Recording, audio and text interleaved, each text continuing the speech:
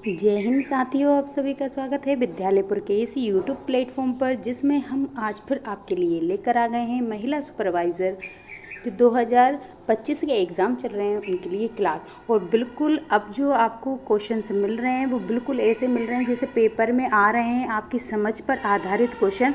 हम वैसे ही क्वेश्चंस आपके लिए अब लेकर आ रहे हैं।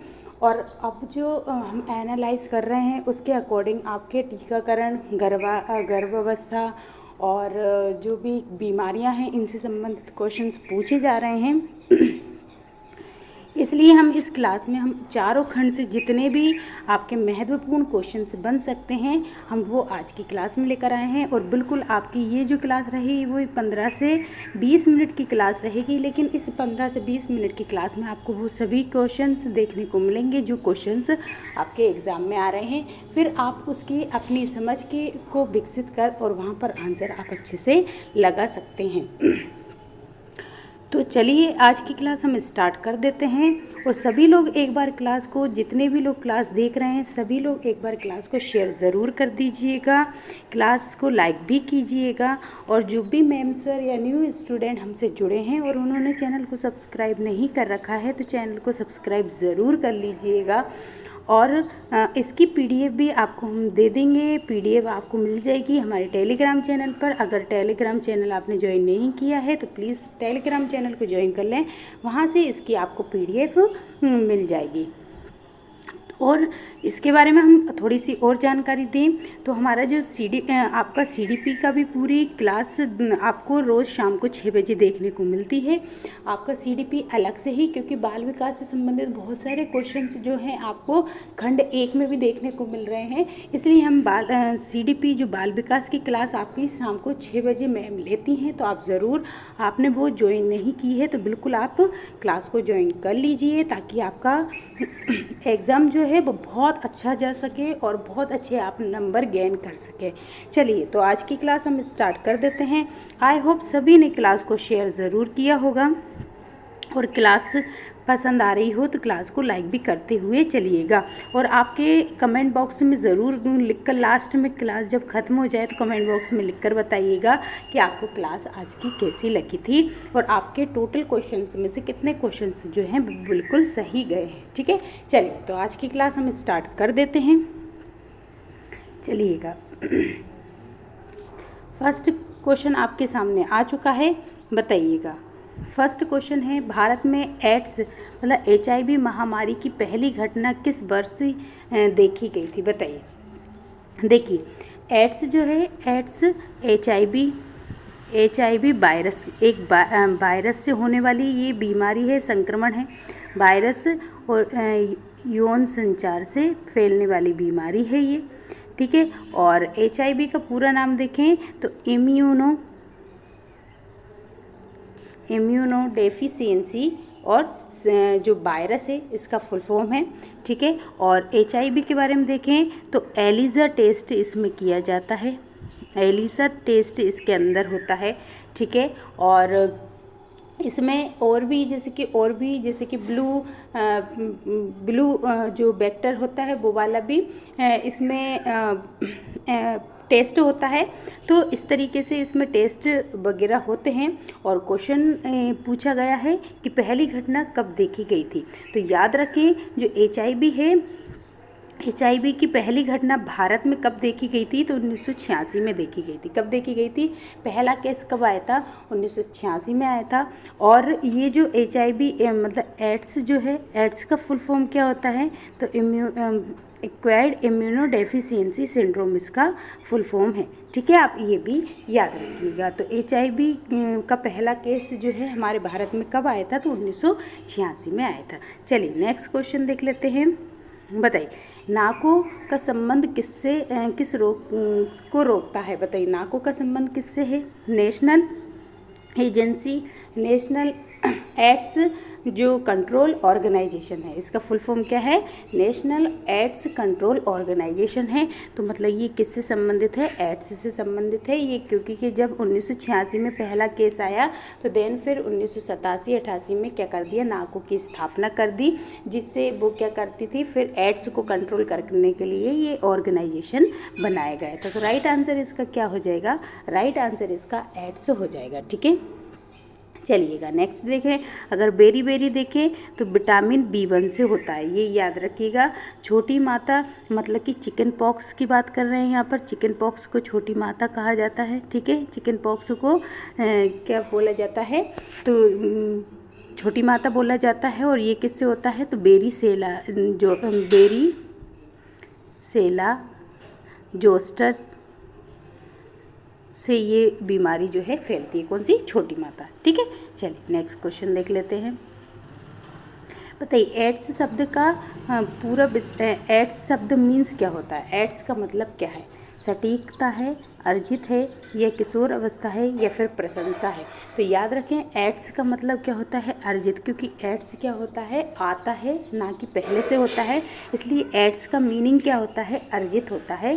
आप इसको याद रखिएगा। ठीक है, क्या होता है? एड्स का मतलब अर्जित होता है। ठीक है, 1 दिसंबर को एड्स दिवस मनाया जाता है। ठीक है, 1 दिसंबर को देखें तो 1 दिसंबर को एड्स दिवस मनाया जाता है। ठीक है,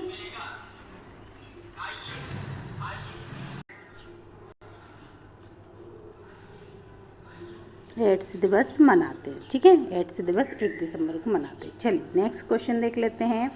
क्योंकि एड्स से संबंधित बहुत सारे क्वेश्चंस पूछे जा रहे हैं, इसलिए हमने एड्स से संबंधित आपके लिए ये बता दिया था। चलिए अब नेक्स्ट देखते हैं। सूक्ष्म पोषक तत्व ये है, बताइए सूक्ष्म पोषक तत्व हम किसको कहते हैं? आवश्यकता कम मात्रा में, जिनकी आवश्यकता कम मात्रा में हो उनको कहते हैं। जो परिवर्तन के लिए आवश्यक अधिक हो उसको कहते हैं। ये परिवर्तन के लिए आवश्यक नहीं हो या फिर परियोजना के लिए आवश्यक होते हैं। बताइए सूक्ष्म पोषक तत्व क्या होते हैं? तो याद रखें सूक्ष्म पोषक तत्व जो उनको कहते हैं जो कि क्या होते हैं? कम मात्रा में आवश्यक होते हैं, उनको सूक्ष्म पोषक तत्व कहते हैं। अगर पोषक तत्व की देखें तो पोषक तत्व जो होते हैं वो 2 प्रकार के होते हैं। पोषक तत्व कितने प्रकार के होते हैं? 2 प्रकार के होते हैं। एक सूक्ष्म पोषक तत्व होते हैं और एक कौन से होते हैं? सूक्ष्म होते हैं। और एक कौन से होते हैं? दीर्घ पोषक तत्व, गुरु पोषक तत्व। इनको मैक्रो माइक्रो भी बोलते हैं। ठीक है, इसको क्या बोलेंगे? माइक्रो बोलेंगे और इसको क्या बोलेंगे? मैक्रो बोलते हैं। ठीक है, और सूक्ष्म पोषक तत्व क्या होते हैं? जिन्हें कम मात्रा में चाहिए, जो क्या चाहिए? कम मात्रा में आवश्यक होते हैं, उन्हें सूक्ष्म पोषक तत्व कहते हैं। और जो अधिक मात्रा में आवश्यक होते हैं उन्हें क्या कहा जाता है? तो उनको दीर्घ पोषक तत्व कहते हैं। ठीक है, चलिए नेक्स्ट क्वेश्चन देख लेते हैं। बताइए कि पुरुष और महिलाओं को समान कार्य के लिए समान वेतन की बात किस आर्टिकल में कहा गया है? बताइए समान वेतन। अभी देखिए जो लास्ट पेपर थे उनमें है ना आर्टिकल से संबंधित आपके क्वेश्चंस आ रहे हैं। तो देखिए हमने आपको आर्टिकल से संबंधित क्वेश्चंस भी इसमें ला दिए हैं। बताएंगे कि महिलाओं और पुरुष को समान कार्य के लिए समान वेतन किस आर्टिकल के तहत दिया जाता है? आर्टिकल 33, 35, 37 या फिर 39। तो राइट आंसर इसका क्या हो जाएगा? याद रखिए 39 में लिखा है कि महिला हो या पुरुष समान कार्य के लिए उनको समान वेतन दिया जाएगा। ठीक है, आंसर क्या हो जाएगा? 39। चलिए नेक्स्ट क्वेश्चन देखते हैं। बताइए बच्चों से बलपूर्वक काम पर रोक का वर्णन किस आर्टिकल में कहा गया है? ये वाला जो है आपका 23 मार्च को क्वेश्चन जो पेपर जो था ना उसकी सेकंड शिफ्ट में ये क्वेश्चन आया था। ये सेकंड शिफ्ट में ये क्वेश्चन आया था कि जो उसमें बच्चों से बलपूर्वक काम पर रोक का वर्णन, मतलब कि बलपूर्वक काम करवाना, ये किस इस पर जो रोक है वो किस आर्टिकल में दिया गया था? हमको है ना बच्चों ने बताया था, जो पेपर देकर आए थे। तो हमारी जो कोचिंग के बच्चे हैं उन्होंने बताया था कि ये पूछा गया था 23 मार्च की सेकंड शिफ्ट में। तो बताइए कौन से आर्टिकल में दिया है कि बलपूर्वक जो काम करवाए जा रहे हैं उस पर रोक? तो 21, 22, 23 या फिर 24। राइट आंसर इसका क्या हो जाएगा? याद रखें 23 में बलपूर्वक काम करने को मना करा है और 24 में कहा गया है कि इनको भारी जो कार्य, मतलब भारी जैसे कि फैक्ट्रियों में काम नहीं करने दिया जाएगा है ना, जो 14 साल से कम आयु के हैं उनको। ठीक है, तो ये 24 उनके लिए है, जबकि बलपूर्वक जो काम करवाने पर रोक किससे है, तो आर्टिकल 23 में है। ठीक है, चल नेक्स्ट देखते हैं कि यूएनओ है ना, यूएनओ यूनाइटेड नेशनल ऑर्गेनाइजेशन जो है इसके द्वारा कौन सा अधिकार नहीं दिया गया है, बच्चों को कौन सा अधिकार नहीं दिया है। यूएनओ ने कौन सा अधिकार नहीं दिया बच्चों को, जीने का अधिकार नहीं दिया, विकास का अधिकार, सुरक्षा का अधिकार या फिर प्रवास का अधिकार। तो राइट आंसर क्या हो जाएगा, उन्होंने किसका अधिकार नहीं दिया है, प्रवास का अधिकार नहीं दिया, जबकि जीने का अधिकार बिल्कुल दिया है, विकास का अधिकार भी दिया है और सुरक्षा का अधिकार भी दिया है, लेकिन प्रवास का अधिकार उनको नहीं दिया। ठीक है, नहीं देता है। चल नेक्स्ट देखते हैं, बताइए स्वतंत्र भारत में कौन सा अधिकार नहीं बना, बताइए स्वतंत्र भारत में कौन सा अधिकार नहीं बना।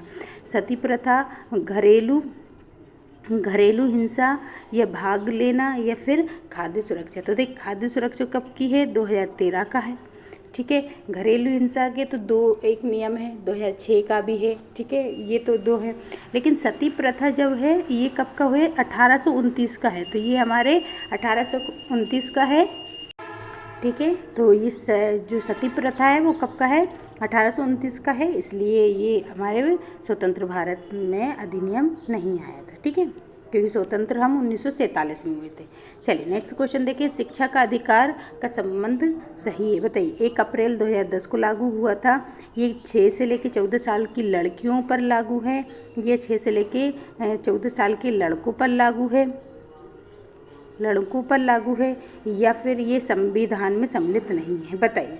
तो याद रखें, देखिए लड़कियों के लिए नहीं है, सिर्फ लड़कों के लिए नहीं है, और ये तो संविधान में हमारे सम्मिलित भी है। तो राइट आंसर क्या हो जाएगा, 1 अप्रैल 2010 को लागू किया गया था। ये अधिनियम 2009 का है, लेकिन लागू कब हुआ था, 1 अप्रैल 2010 को लागू हुआ था शिक्षा का अधिकार अधिनियम। ठीक है, चलिए बताइए, बाल विवाह प्रतिषेध अधिनियम कब आया। अब देखिए अधिनियम से बहुत सारे क्वेश्चन पूछे गए हैं।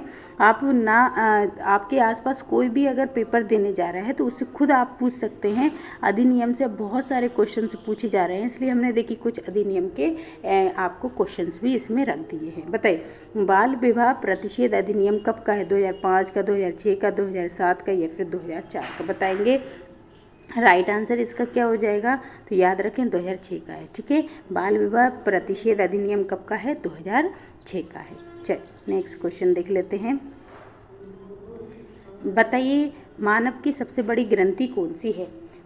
थाइमस है, प्यूटिटरी है, यकृत है या फिर प्राथमिक ग्रंथि है, बताइए कौन सी है।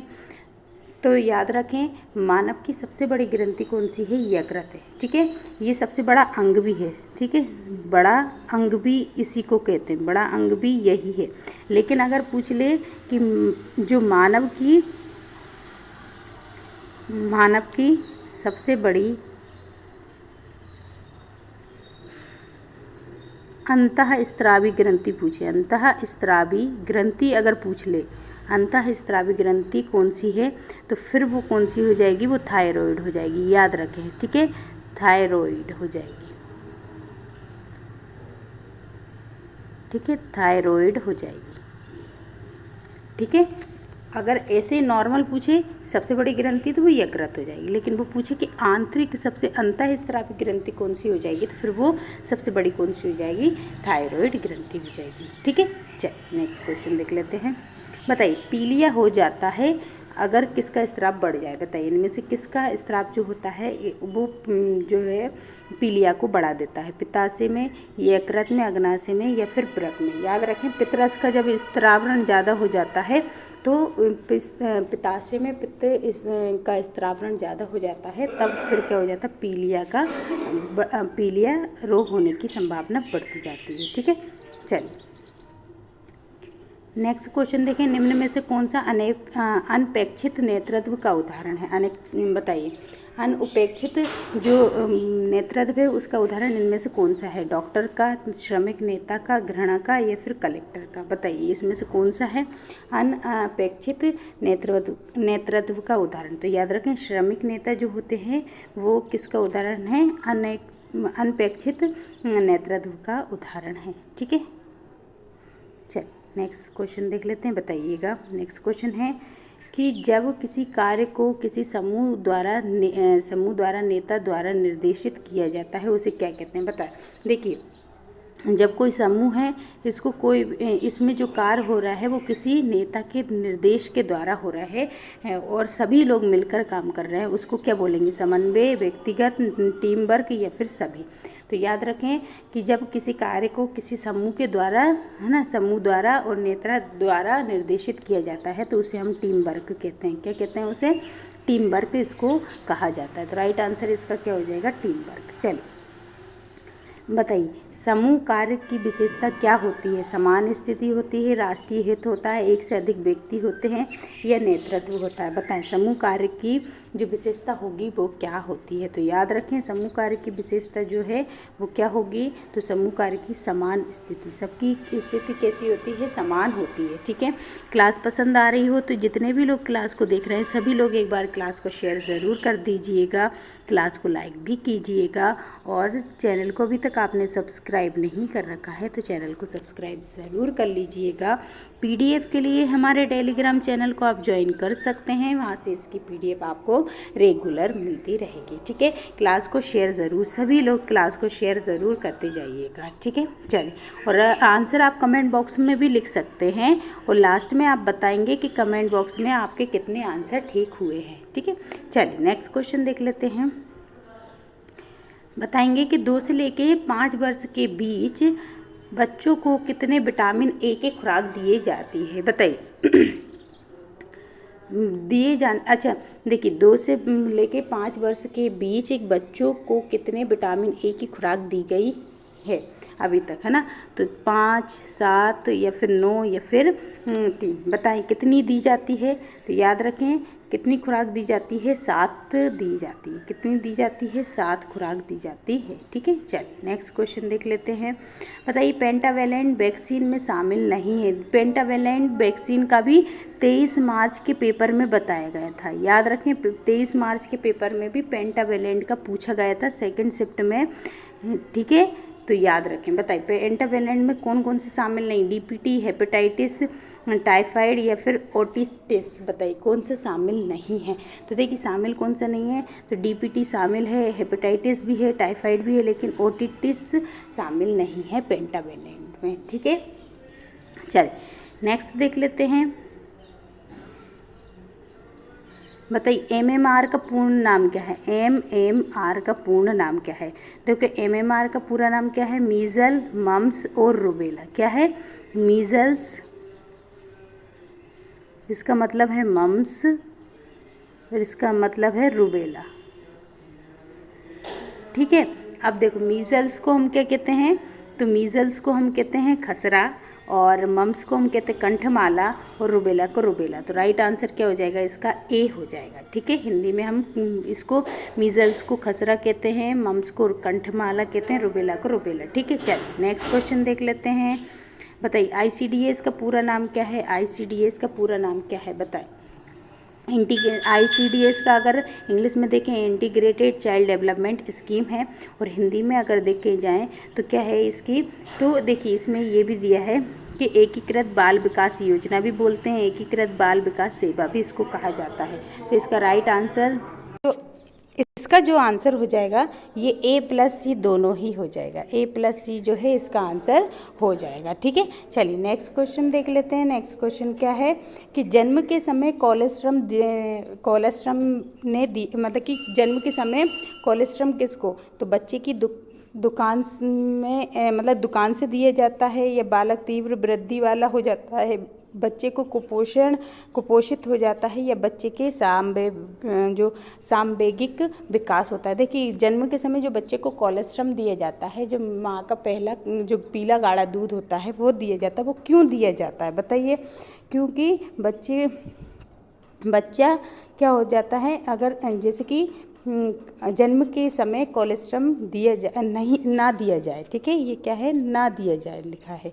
ये क्या है, अगर कोलेस्ट्रम नहीं दिया जाता है, बच्चे को कोलेस्ट्रम नहीं दिया जाता है तो उस समय क्या होगा, तो याद रखना बच्चा कुपोषित हो सकता है। ठीक है, जन्म के समय अगर कोलेस्ट्रम नहीं दिया जाए बच्चे को तो उससे क्या होगा कि बच्चे को हो सकता है कुपोषण हो जाए। ठीक है, राइट आंसर इसका क्या हो जाएगा, सी हो जाएगा। चलिए तो देखिए आज के क्वेश्चन यहीं पर समाप्त होते हैं। आज के क्वेश्चन आपको कैसे लगे ज़रूर हमें कमेंट बॉक्स में लिख कर बताइएगा, और जाते जाते सभी लोग क्लास को शेयर करके ज़रूर जाइएगा। जितने भी लोग क्लास को देख रहे हैं सभी लोग क्लास को शेयर ज़रूर कीजिएगा। क्लास पसंद आए तो क्लास को लाइक करके भी जाइएगा, और चैनल को अभी तक आपने सब्सक्राइब नहीं कर रखा है तो चैनल को सब्सक्राइब ज़रूर कर लीजिएगा। और पीडीएफ के लिए हमारे टेलीग्राम चैनल को आप ज्वाइन कर सकते हैं। इसके अलावा रोज़ शाम को सीडीपी बाल विकास की क्लास भी चलती है। अगर आपने वो ज्वाइन नहीं की है तो प्लीज़ सभी लोग क्लास को ज्वाइन ज़रूर कर लीजिएगा। तो ठीक है, आज के लिए इतना ही रखेंगे, फिर मिलेंगे अगली क्लास में अगले टॉपिक के साथ। तब तक के लिए सभी को जय हिंद साथियों।